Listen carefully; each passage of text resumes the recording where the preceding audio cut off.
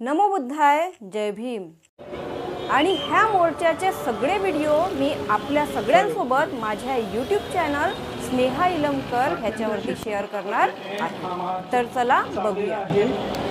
आपल्या निर्धारित जागेकडे म्हणजे संविधान चौकाकडे, त्याच्यामुळे इथे येणाऱ्या लोकांनी गर्दी करू नये, योग्य पद्धतीने भंतेगण चालत आहेत त्यांच्या मागेच चालावं। सर्व लोकांनी, समता सैनिक दलांनी आपली जी बाजू सांभाळायची आहे, सुरक्षेची आणि शिस्तबद्ध पद्धतीने चालायचं आहे, कुणालाही आतमध्ये न येऊ देता। त्याच्यामुळे त्यांनी अत्यंत चांगल्या पद्धतीने सर्व गोष्टी सांभाळलेल्या आहेत।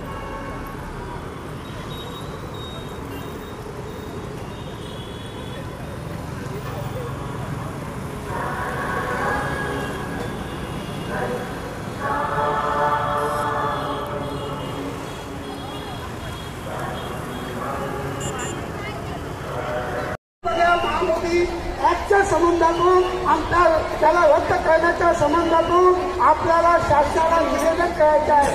कुठल्याही प्रकारच्या अभद्र जातीवाचक त्या कोणावरही ताळशी न होता, कारण की शासनाने जो निर्णय घेतला की शासनाने संविधान लागू झाल्यानंतर या देशातले आधीचे सर्व निर्णय रद्द करायला पाहिजे, ऍक्ट रद्द करायला पाहिजे आणि भारतीय संविधान बरोबर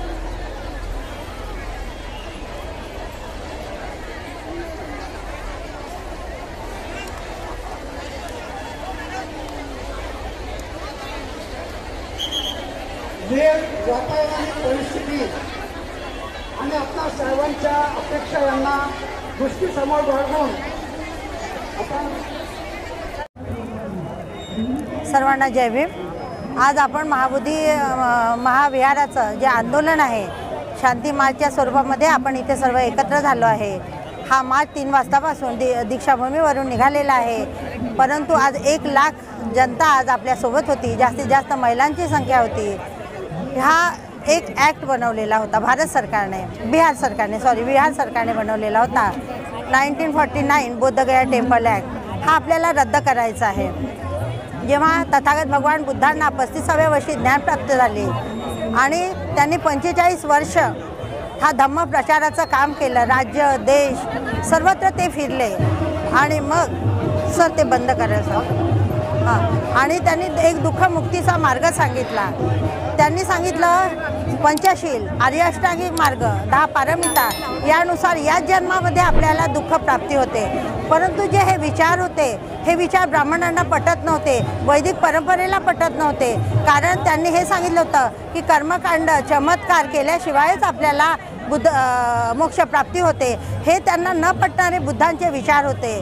पण आणि म्हणून ते काहीतरी खुरापती करत होत्या।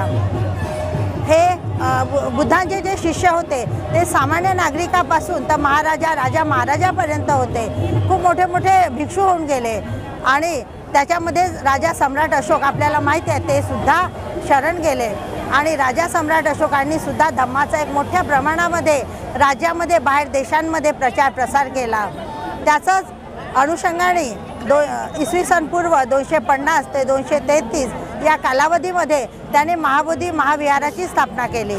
परंतु काही काळानंतर ते महाबोधी विहार विलास गेलं, म्हणजे ते निस्तानाबूत करण्यात आलं आणि मग सर्वांनी ते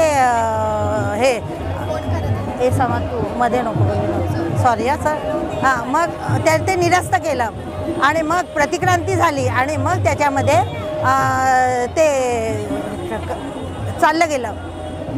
त्याच्यानंतर परत अलेक्झांडर कनिंघम 1878 मध्ये जर ते आले नसते आणि महाबोधी विहाराचा त्यांनी शोध लावला नसता, त्यांनी खोज काढली नसती, तर कदाचित आपल्याला महाबोधी विहार आज आपल्याला दिसलं नसतं। आणि ते जसं त्यांनी शोधून काढलं तसंच वैदिक जे लोक होते त्यांनी त्याच्यावर कब्जा केला आणि कारण आपल्या देश विदेशातून राशी येत होती, मोठ्या स्वरूपात, वस्तूच्या स्वरूपात, पैशाच्या स्वरूपात बरंच राशी येत होती, ते त्यांना हडपायचं होतं आणि त्यांनी हळूहळू आपल्या कुरापती सुरू केल्या। त्यांनी आपल्या बुद्धांच्या मूर्तींना हिंदूंचं रूपांतर केलं। तिथे श्राद्ध पक्ष करायला लागले, तिथे पूजापाठ करायला लागले आणि बुद्धिझमच्या विरोधात कार्य करायला लागले। अशातच 1891मध्ये श्रीलंकेचे डॉन डेव्हिड हे आले भारतामध्ये, ज्यांना आपण अनागरिक धम्मपाल म्हणतो, आणि त्यांनी परत ते प्रशासनाने आणि काही कोर्ट कचेऱ्या करून त्यांनी परत ती लढाई लढली. त्यांचं 29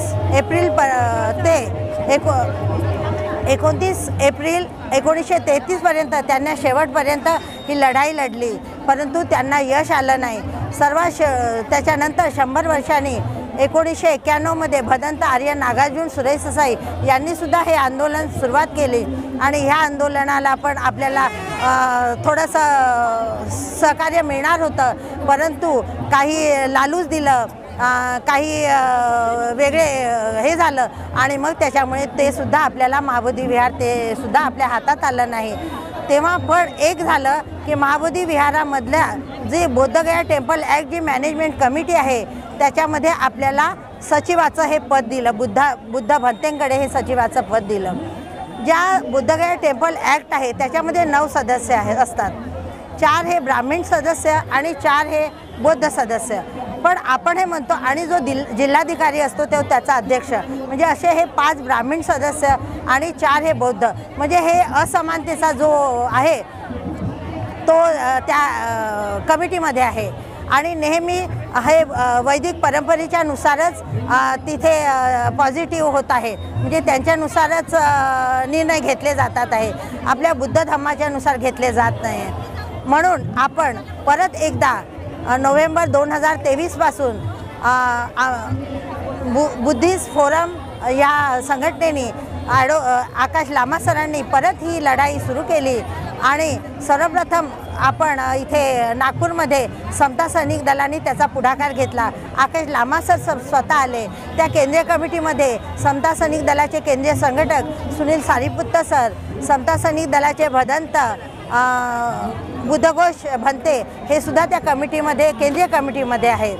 आणि हा 12 फेब्रुवारी 1925 पासून तिथे जो आंदोलन सुरू आहे, धरणे आंदोलन सुरू आहे, ते आज 50 दिवस झाले आहे, तरीसुद्धा आपल्याला न्याय मिळाला नाही. म्हणून त्याच अनुषंगाने आपण नागपूरमध्ये सुद्धा एक शांतता मार्च काढले आहे की हा जो आवाज आहे तो बुद्धगयापर्यंत पोहोचला पाहिजे, बिहार सरकारपर्यंत पोहोचला पाहिजे, केंद्र सरकारपर्यंत पोहोचला पाहिजे, आणि जे कोर्टामध्ये प्रलंबित जे न्याय आहे तो सुद्धा आपल्याला मिळाला पाहिजे.